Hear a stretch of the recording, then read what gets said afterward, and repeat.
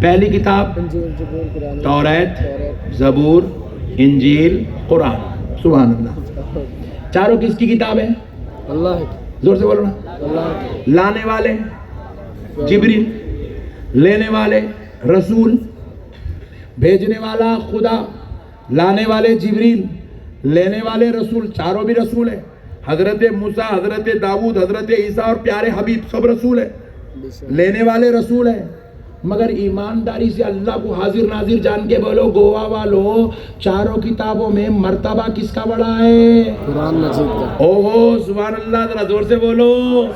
قرآن کا مرتبہ بڑا ہے. عجیب پیارے بھائی، جب یہ چاروں کتابیں بھی خدا کی ہے، بھیجنے والا خدا ہے، لانے والے جبریل ہے، لینے والے رسول ہے، تو پھر چاروں کتابوں میں قرآن کا مرتبہ بڑا کیوں ہو گیا؟ کیا اللہ کے ایک کلام کا مرتبہ چھوٹا، ایک کلام کا مرتبہ بڑا؟ ایسے تھوڑی ہو سکتا ہے. ہر کلام بندوں کی ہدایت کے لیے اتارا گیا ہے، بندوں کی رہنمائی کے لیے اتارا گیا ہے، بندوں کی تعلیم و تربیت کے لیے اتارا گیا ہے. جب سب کلام بھیجنے والا خدا سب کے سب اللہ کے کلام ہے، تو پھر قرآن کا مرتبہ بڑا کیسے ہو گیا؟ تو جواب ملا، سنو بندو، وہ سارے کلام دیگر رسولوں پر بھیجے گئے، مگر اس کلام کی عظمت اس لیے بڑی ہو گئی کیونکہ یہ کلام فاطمۃ الزہرا کے بابا پہ بھیجا گیا.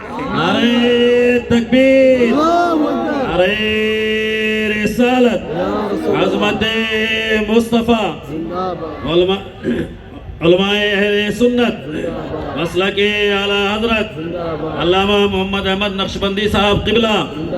نعرہ تکبیر، نعرہ رسالت. نسبت مصطفیٰ کی وجہ سے اس کا مقام بڑا ہو گیا. بے شک. سبحان اللہ. سب رسول رسول ہے، یہ رسول رسولوں کے سردار ہے. سبحان اللہ. سبحان اللہ. سبحان اللہ. سبحان اللہ.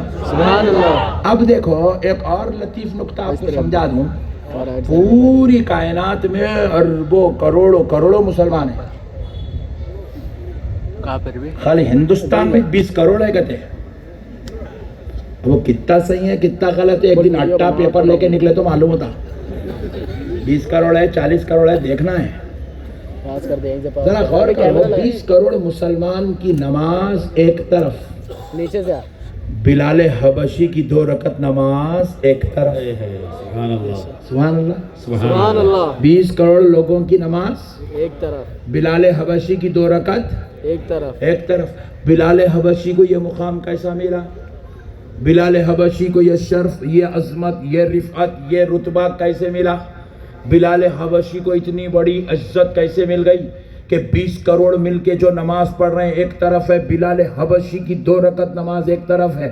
ہمارے لیے جنت کی خوشخبری دنیا میں نہیں دی گئی ہے. کوئی گوا کا مسلمان ہو، چاہے مولانا ہو، چاہے پیر صاحب ہو، چاہے کوئی کتنا بڑا دھارکاری ہو، پوری زندگی نماز پڑھا تو کوئی نہیں کہہ سکتا کہ میں جنتی ہوں.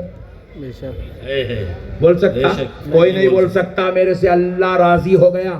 لیکن میرے مصطفیٰ نے مجلس میں بٹھا کر اپنے صحابہ کو کہا تم جنتی ہو، تم جنتی ہو، تم جنتی ہو، تم جنتی ہو، تم جنتی ہو، تم جنتی ہو. وہ نمازیں بعد میں پڑھ رہے ہیں، جنت کے مالک پہلے بن رہے ہیں. سبحان اللہ. سبحان اللہ. سبحان اللہ. اجی یہ تو صحابہ کی شان ہے کہ ان کو جنتی کہا گیا. حد تو یہ ہے میرے مصطفیٰ فرماتے ہیں میرے صحابہ پر دوزخ کی آگ حرام ہے، ان پہ ان کو دیکھنے والے پہ بھی دوزخ حرام ہے. سبحان اللہ. جو میرے صحابہ کی صحبت میں بیٹھ جائے وہ تابعی ہو جائے، تابعی پر دوزخ کی آگ حرام. حضور کہتے ہیں میرے صحابہ کے دیکھنے والے پہ بھی حرام، ان کے دیکھنے والے پہ بھی حرام، تبے تابعی پہ بھی حرام. اللہ اکبر. ذرا غور کرو مسلمانوں، کیا وجہ صحابہ کو اتنا بڑا مقام ملا؟ دنیا کا کوئی مولوی، کوئی علامہ، کوئی پیر، کوئی مفتی، کوئی انسان نہیں کہہ سکتا کہ اللہ مجھ سے راضی ہو گیا. مگر جب بات اصحاب رسول کی آئی تو اللہ قرآن پاک میں کہہ رہا ہے رضی اللہ عنہم ورضوا عنہ. سبحان اللہ. اللہ ان سے راضی ہو گیا اور یہ اللہ سے راضی ہو گئے.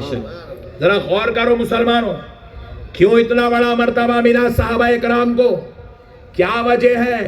انسان تو وہ بھی ہے، انسان تو ہم بھی ہیں، ان کو بھی ہاتھ پیر ناک کان، ہم کو بھی ہاتھ پیر ناک آنکھ کان ہے، ان پہ بھی 5 وقت کی نماز فرض ہے، ہم پہ بھی 5 وقت کی نماز فرض ہے۔ وہ بھی زمین پر رہتے ہیں، ہم بھی زمین پر رہتے ہیں، وہ بھی کسی نہ کسی کے بیٹے ہیں، ہم بھی کسی نہ کسی کی اولاد ہے۔ پھر بات کیا ہے؟ ان پر جو شریعت ہے ہم پر وہی شریعت ہے، ان کا جو خدا ہے وہی ہمارا خدا ہے، ہمارا جو کلمہ ہے ان کا بھی وہی کلمہ ہے، لیکن ان کا مقام بلند ہو گیا، ہمارا مقام کمزور ہو گیا۔ بات کیا ہے؟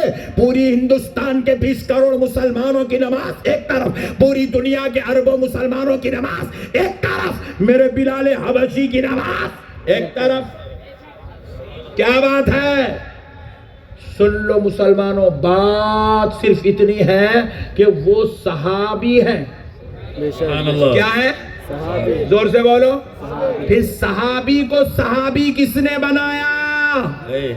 صحابی کو کیا نماز پڑھنے نے صحابی بنایا؟ کیا جہاد نے صحابی بنایا؟ کیا روزے نے صحابی بنایا؟ کیا تلاوت قرآن نے صحابی بنایا؟ کیا تلواروں کے چلانے، گھوڑوں پہ بیٹھنے، میدان جنگ میں آنے نے صحابی بنایا؟ جواب ملا نہیں۔ کیا اسلام کی تبلیغ نے صحابی بنایا؟ جواب ملا نہیں۔ کس نے صحابی بنایا؟ تو جواب ملا دیدار مصطفیٰ نے صحابی بنایا۔ سبحان اللہ۔ وہ کعبے کا طواف کرنے سے صحابی نہیں بنے، ایمان کی حالت میں آمنہ کے لال کو دیکھنے کی وجہ سے صحابی بنے۔ سبحان اللہ۔ اللہ بتا رہے ہیں پوری کائنات کے نمازیوں، تم سب کی نماز ایک طرف، میرے مصطفیٰ کو دیکھنے والے کی نماز ایک طرف۔ سبحان اللہ۔ ہائے ہائے ہائے ہائے، ذرا سوچو، خالی چہرہ دیکھنے والوں کا یہ عالم ہے تو چہرے والے کی عظمت کا عالم کیا ہوگا؟ کیا بات ہے، سبحان اللہ۔ مسلمانوں سمجھے نا تو خدا کی قسم گوا کا سمندر چھوٹا ہے، میرے مصطفیٰ کی شان اس سے اعلیٰ ہے۔ بے شک بے شک۔ سمجھنے والے کے واسطے اتنا ہے، نہیں سمجھتا ہوں میں، نہیں مانتا بولے تو جیسا گوا کا پانی پی گیا ہے، کھارا ہے بلکہ تھوک دے رہا، سمندر کا پانی پی گیا کیا ہے بھائی، اتنا پانی ہے پینے کے لائق ہی نہیں ہے، ورنہ حضور کے بارے میں ہماری طرح ہے، ختم ہوگا، جاؤ، پورے دین کا مردہ نکل گیا۔ سمجھنے والے کے واسطے پوری کائنات ہے، پوری زندگیاں لکھتے لکھتے لکھتے لکھتے امام بخاری بھی دنیا سے چلے گئے، امام احمد بن حنبل بھی چلے گئے، غوث اعظم بھی چلے گئے، غریب نواز بھی چلے گئے، امام اعظم ابو حنیفہ بھی چلے گئے، امام شافعی چلے گئے، امام مالک چلے گئے، بندہ نواز چلے گئے، بڑے بڑے اولیاء اللہ ختم ہو گئے، زندگیاں پورے فنا ہو گئے، مگر پھر بھی عظمت مصطفیٰ کو مکمل بیان نہیں کر سکے۔